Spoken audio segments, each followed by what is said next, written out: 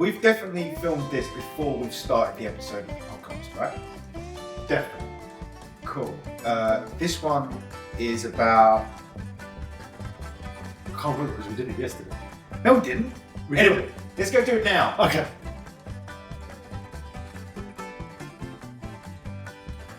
Welcome back to another episode of the greatest mobile podcast of all time, Joyride.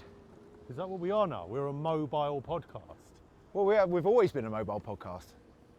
That's true, actually. We've never actually stopped moving. Apart from when we get to traffic lights, because we're responsible cyclists, we don't just drive Exactly. through. But we are like the shark, the great white shark of podcasts. Is that what we're calling it? That's a great tagline. The great white shark of podcasts. Yeah. Us and Steve-O, we're the only mobile But he podcasts. stopped. No. His podcast goes from stop to stop, but it stops to do the podcast. They don't drive and do the podcast.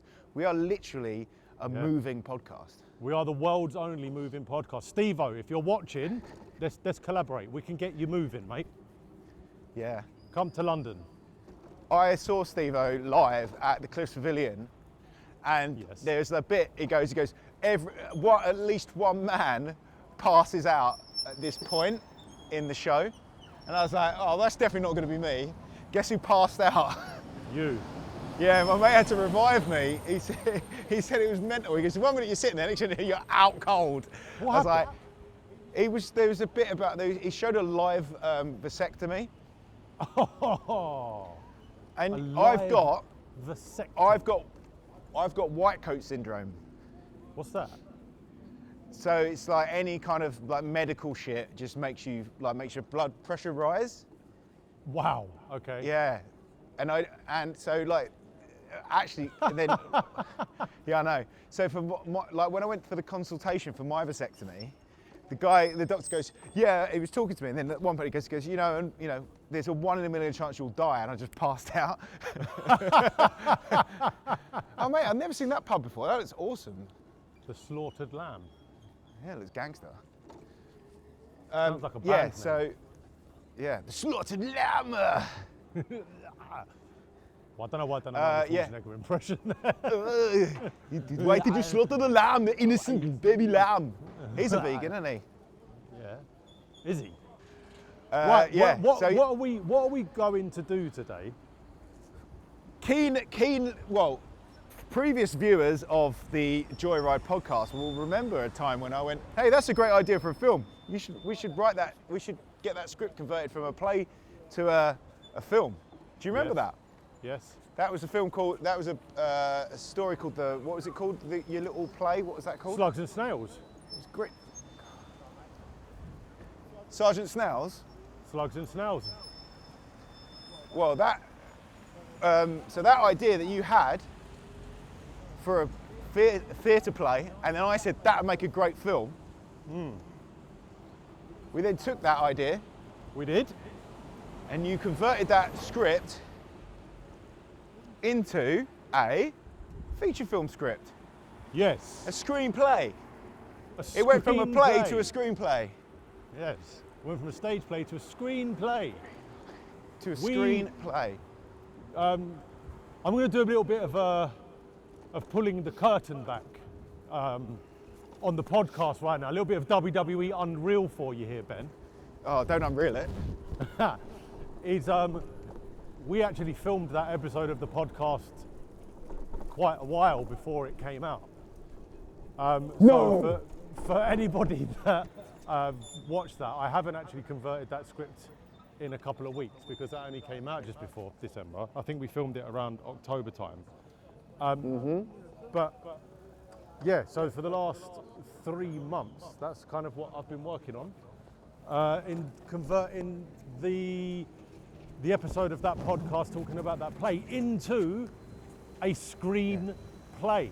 And since we actually got the script and we were happy with the ending and what was kind of fitting it to the studio space that we've got, and all of that boring stuff, and just making sure that we had what it takes to make it. We've even gone and casted the thing, Ben. Well, we were meant to cast and then film an episode straight after the casting, but we had issues with our grip tech, so we had to postpone the episode by 3 days. So we're not. It's not as fresh in our mind. The reason we were going to do that was because it was fresh in our mind, but it's not as fresh in our mind. But yes, we have cast it. We've had, you know, we've sent out asking for cast. We've actually cast it with. I think there's only one person left to cast now, isn't there? There is the role of a young man who will be. He'll probably be playing like a 16-year-old kid, but let's be real, I doubt we're going to get many 16-year-olds, so we're going to have to cast a young-looking 18, 19-year-old male. But that's it. All the other roles, very fortunately, have been filled by some incredible actors who done some incredible readings. We were very blessed with the tapes that we got. What was it? We put it out on Instagram across Hellfire, Joyscroll, and our personal pages. And when we done this for All In, we got what? About 4 people. Yeah. And we ended up not using any of those tapes. We had to pretty much go to our friends and say, are you acting available? friends. Our acting friends, yeah, not like just friends who are working as accountants.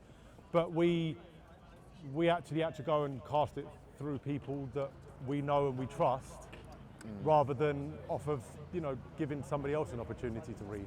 But this time round, we put this out and the response was insane.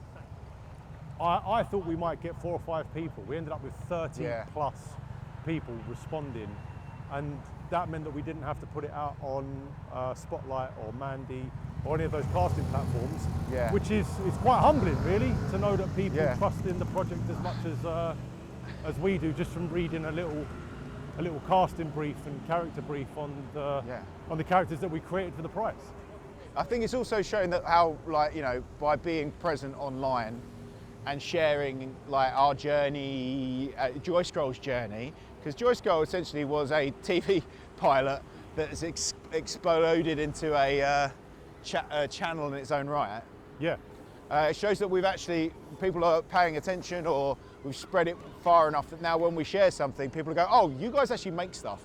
So I am interested in reading for your role. I mean, when we did All In, we hadn't even done Joyride or anything yet, had we?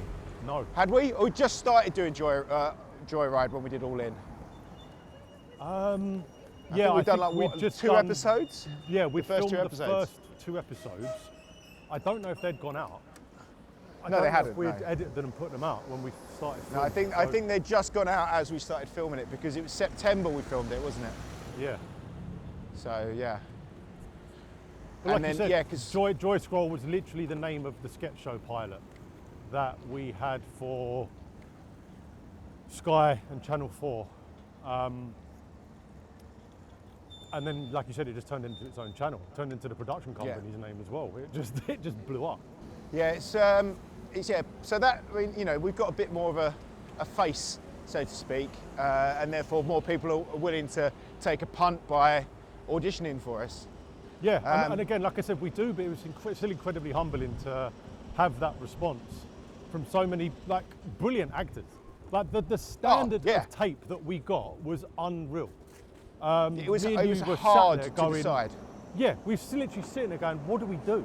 Like, I honestly don't know what to do with this.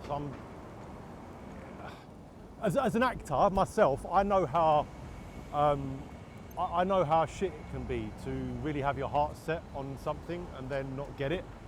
And seeing all of these really, really top-notch tapes come in, knowing that there was only one role available, and you're getting 9 incredible readings for the same character, knowing, like I said, only one person's going to get that role.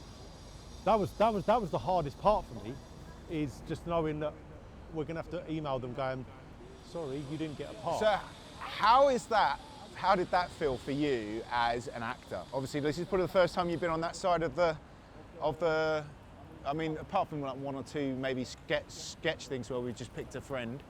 This is probably the first time you've had to be on that casting side, right? On the production side of casting, rather than being on the acting side of casting. Yeah, it was. It was the first time on that scale. Like you said, I've done it with a few other things, and we had it with All In, but we only got 4 tapes. We had to just, for All yeah. In. and it ended up being kind of a lot easier in that sense to say, I don't think you're right for the character, because the people genuinely weren't correct for the character. Whereas this time round, like I said, the level of tape was really good. And I just wish I could say to all actors, one of the things that I really did learn that I can take on board as well is just because you don't book a role doesn't mean you didn't do a good job. Yeah. It just means that someone else either done such a different job and different take to what you did, it made us go, oh my God, that's who that is. Or we just had to go with a gut feeling. And you know, as actors, you think because you didn't get picked for something, I mean, I do this anyway, I think, oh my God, was my tape really bad? Did my tape suck? And I think it's just, as long as you put the work in, as long as you say to yourself, once you've sent that tape off, I think I did all that I could have done in that moment, that's enough. Because of course. And on a higher level as well, it's not just me and you and anyone else that's producing this that the casting has to go through. If you're auditioning for a big feature film, you go through the casting director first, and then the director, and then there might be some executive producer that goes, actually, I don't want that person. And that's nothing to do with your performance. That's just down to the way that your face might look, and that's the harsh reality of it. I just really wanted to get across to all the actors, which is why instead of batch sending like a big fuckload of rejection emails, I sat down and wrote to these people one by one, letting them know just how appreciative I was of their work, and two, how good it was. I don't think we had one bad take.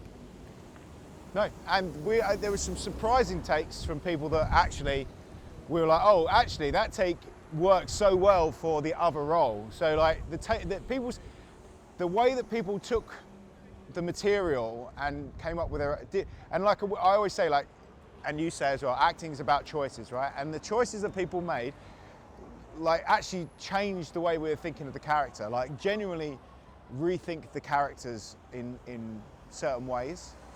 So yeah, and that's why with All In it was different, because you had very clear people characters in mind for those parts, like even down to like what they look like, right? I think that's true of All In. It was very very from what you know and your actual life lived experience. So that was even harder to cast, because you know who those people need to look like. You know what they need to be. You know, I think Kinder, John Vassar's Kinder was the only one that was like a surprise style, right? Look and feel, right? Just because, and we've mentioned Mr. Vass on this podcast a few times, but that's just because he's so good. Versatile. He should be John Versatile, not John Vassar. John Versa. He took, John Versa. He took something that I knew. I know Kinder, and I like the real life Kinder. I think he's a lovely bloke.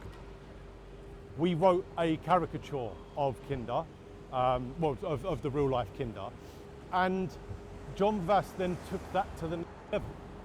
He somehow made it more serious, yet more funny. And again, like you said, that was the one big surprise where I myself went, I never saw Kinder being that way. But the rest of it, you're right. I knew that I wanted Michael Head to play Jack. Yeah. From the moment that I met him. And from there, we kind of casted around it. I wrote the character of Shen for Shen Yu. We didn't even bother changing her name. Poor Shen. The character of Sarah, we had Amy in mind for from the beginning. So Amy come in as Sarah. And yeah, like you said, instead of just naming them one by one, but you're right, there was a much more rigid casting brief. There was an idea, characters. wasn't there? We wrote them for those people, basically, and not many people let us down. The only one that we kept open was Kinder, because we may have wanted a bigger name to fill that in terms of trying to sell it. We couldn't. What are some of the names we reached out to for that? Steve Stamp was one of them. Steve was actually kind enough to read the script. Steve read the script. He was very complimentary. He just said to me that he wasn't able to commit to doing it, but good luck. And he still said he wanted to see the finished edit, which, fuck me. That's a very successful, busy person. I know he's on tour in New Zealand at the moment. I think actually it might be in Thailand, but they was in tour in New Zealand and Australia, and they want to watch the finished version of All In because he read the script. I was very, again, humbled by Steve wanting to put that out there. So yeah, we had Steve reading, and we reached out to Asim, Steve's friend, Mr. Chaudhry, but he didn't get back to us. I reached out to the agents of a few known actors. And again, was just told, one of them was Alexander Armstrong, was told he was too busy. Yeah, but I think even though we didn't get those people, what we got is an amazing performance and a really unique take on a character. And also getting to work with John Vassar is always a pleasure because he brings he makes choices that you're not expecting. Like he listens. Originally he told me that he wanted Kinder to be Welsh, and he sent us a Welsh tape, and we went, that might be a little bit extreme. What else do you have in the tank? And he turned around and he said to me, who is Kinder? If you want me to make something that's not Welsh, tell me a bit more about who Kinder is. So I told him who Kinder was, what Kinder was like, and he turned around and he said to me, I know that person. I used to work in the factories in Coventry with those guys. I'm just going to play him like I'm still from Coventry. And that's exactly what he did. Kinder, he bought a brilliant top that said eat, sleep, Coventry repeat, wasn't it? Eat, sleep, Coventry repeat. Unbelievable top. Unbelievably, it doesn't make any sense. It doesn't make any sense whatsoever, but Kinder doesn't need to make sense. So yeah, that's why the casting of All In was very different from The Price. And to bring this back round, we were very, very, very, very fortunate with the tapes that we got for The Price. Because like you said, we did have a rigid cast in mind for The Price. Oh, no. And that was, I'm trapped between it. What's wrong? I'm trapped. Come out. Calm, fam. I'm trapped under ice. So yeah, I'm waffling now, but we were very lucky with The Price, and we've casted some incredible actors. We put in some incredible performances. Yep. And we've locked in filming dates. We're going into investor meetings now to make sure that we can try and get everyone that works on the production paid on that side. And it's going to get made, all off the back of a conversation that we had. Where was we? On this podcast. Fitzroy, we're literally down that road there. We were literally down there, weren't we? Yeah, I was just that trying road. to think, yeah. So we was literally down Fitzrovia having that conversation. We literally drove past the road we were talking about it on as you said that. There you go, that's energy, that's the universe, my That's friend. the energy, bruv. Yeah, and we've spent countless hours building a pitch deck, and if you want to see the pitch deck, maybe we'll link it below. Yeah, let's leave the pitch deck below, why not? It's usually something that you reserve for bigger production companies, right? But fuck it, we're not a bunch of usual geezers. We'll show you exactly what our deck looks like. Yeah. We'll show we you. Might leave out the investors page. No, well, I would say leave it in there. I just think it's an open. I think interesting to see because you never know. You might want to invest. They might want to invest. True. And if you're interested in investing, drop it in the comment deck below. But yeah, we'll put that in there just to show you.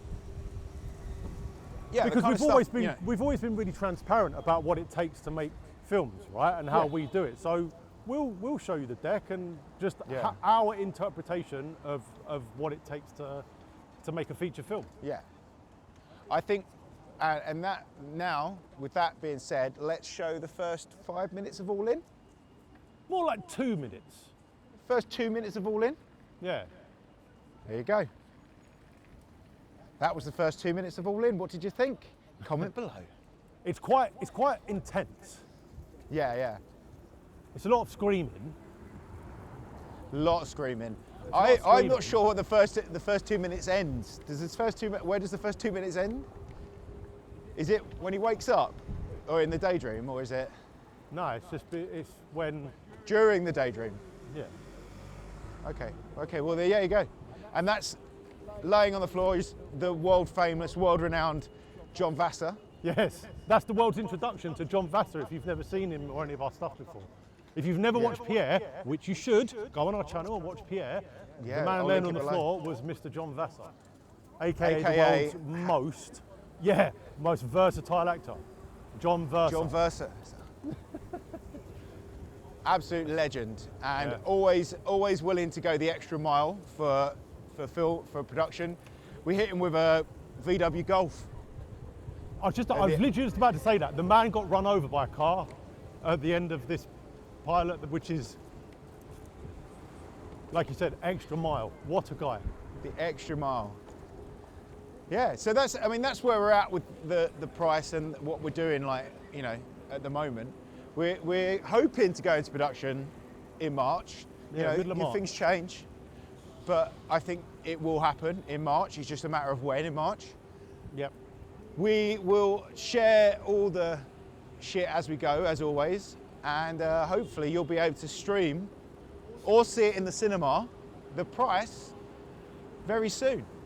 And again, just off the topic of that, we talk about it all the time, but if you've got an idea, I saw something with Simon Pegg the other day, and I'm not really the biggest fan of this guy, but that guy who goes, "What's your dream?" I think his name's Simon Squibb. Oh yeah, I know someone who knows him. He called Simon Pegg Nick, which is absolutely cringe. Yeah. But the advice that Simon Pegg gave in the video was great. They said, he said, you've got these pieces of filming equipment in your pocket. And he said, what advice would you have for anyone that was in your position when you did Spaced? And he said, just film something. You've got these magical pieces of equipment in your pocket that can film, just film it. And that's what we're doing here with the price. I get it, we have far more higher production quality equipment. But even if you don't have that, story. And as long as you know how to tell a story well, make it well. Just make sure the sound's good.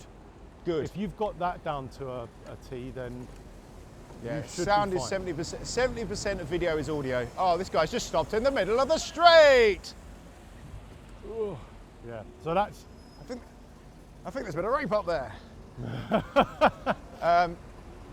Yeah, it's just like, yeah. Right, what are we going to do here? We have to turn, don't we? Okay. Where are we going? We have to turn. All right, cool. We're going to go there, we're going to go over there, but we need to go We're going this to go way. round the roundabout, at the Marble Onto that Arch. cycle path there. See the cycle path there? Get on that. Let me get in front. Round the arch. Round the arch on Cumberland Gate. Yes. So I know yeah, that. you know, we like we always say, like, just go out there and make stuff. If you think you've got something you want to make, and you've got a bit of dosh, but you don't know how to make it, fucking drop us a DM. Seriously, Yeah. drop us a DM, because Yeah. we're always up for doing stuff. We're always up for helping people out. You know, be it a show reel scene if you're an actor. Like, Yeah, we will, and also just advice. we can. Because just something advice, that, something that I feel like I didn't get enough of when I first started was the knowledge of what it takes to just make shit. Keep going. You're And- going the wrong way. Am I? Yeah, you need to go to the left. Don't worry, I will make it. I'm going to go through this red light, over the cycle thing. Oh, you are a fucking animal. Animal. Anyway, yes. Well, that's the thing, right? We're not gatekeepers, right? I think there's No. gatekeepers. There's too many gatekeepers in everything, and we need to be not gatekeepers. You know, No. especially in this industry, right, where you've got the same 20 people making films, right, making the big films, right, have got the same 20 leading actors in it. It's got the same 20 directors. It's got the same 20 DPs. You know, I assume the sound is probably the same. Like, it's just we know what you can make and how to make it, and we Yeah. know what budgets are realistic, right? We'd Yeah. love to have £250,000 budgets, love it to make films, but also fully aware that if we needed to, there's a film set right there. Yes, there is. Would you look at that? Yeah, look at that.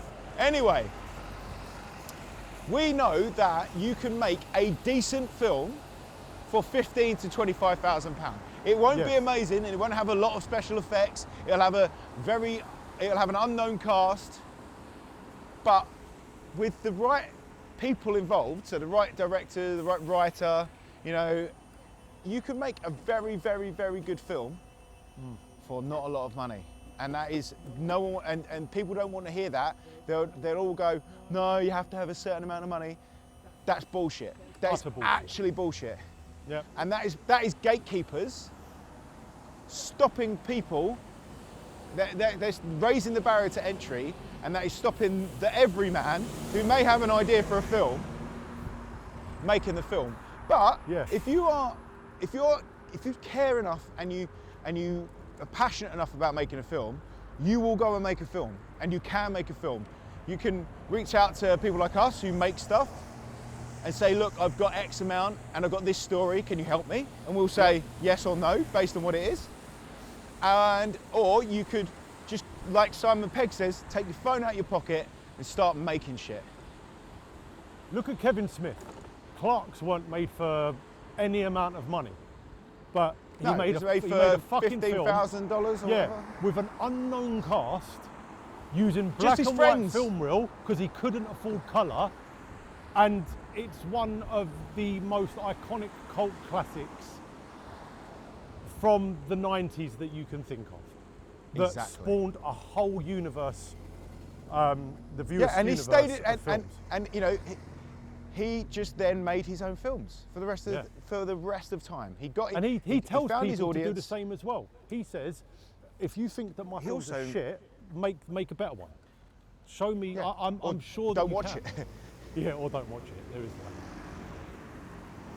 that. It's and did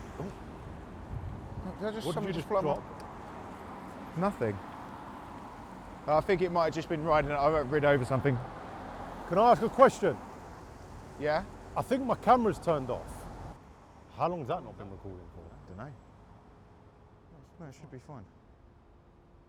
It's recording again now anyway. But then that might not have been on for the whole fucking time. Which means this podcast is going to have my audio and a lot of your face. Well, did you not look? Is that the first time you looked down? Yeah. Oh. Well, You said to me, your camera's it was rolling. It was rolling. It must have been when I went over something. It must have jarred Yeah. it. Hopefully it's when I Anyway. just jumped the curb just there. Oh, it might have been then actually. Oh well. If you've just gone, why has this whole podcast just been on Ben? Yeah. Well, that's because Michael's camera wasn't recording and he didn't notice until just then. But that's fine. We could do another 5 minutes sign off. We don't need to. I'm sure the people would be more than happy just to see your face rather than mine. Yeah, what I'll do is every time you talk, I'll just put a picture of you up on screen, like in a cutout. It would With the actually be road in quite front of funny. me and a picture of you. And Yeah. that'll make it funny, and then, because we do these ourselves, right? These podcasts are fully produced by ourselves. So we're, like we said earlier, this is the first and only consistently mobile podcast in the world. We are the great white sharks of podcasting. If you say we can't stop or we'll die. Oh, look. Is it that bad? No, look. Yeah, I literally just saw that. So they're filming there and they're filming in the park. London is the hotbed. London is a hotbed for filming, and England is because of the tax relief, right? Yes. And you'll find out more of that if you download our investor pack for the price. Yes. And again, just use that fucking investor pack for your own stuff if you need to. If you Yeah. just need a resource, that's how you do it. Yeah. We want. Go and yeah, make your it's own just- shit.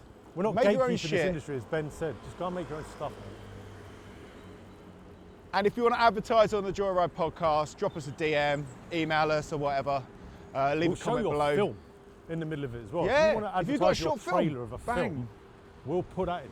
Anything. We just don't want to just, like Ben said, we don't want to keep this industry to ourselves. We want everyone to rise up. The death of the mid-budget film is fucking killer for the film industry, and we need more of that. We need more filmmakers. We don't need any more blockbusters. We need more filmmakers. We don't need any Thomas blockbusters. Andersons.